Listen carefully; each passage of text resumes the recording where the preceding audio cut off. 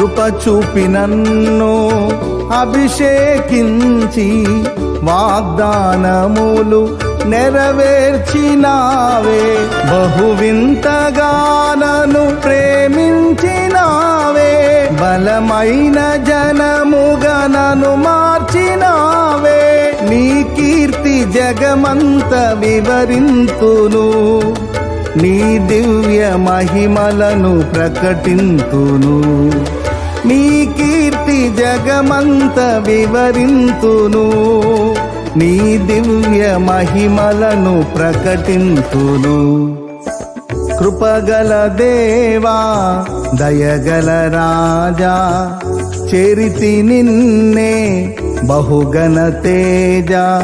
నీ చరణములే నే కోరితిని, నీ వరములనే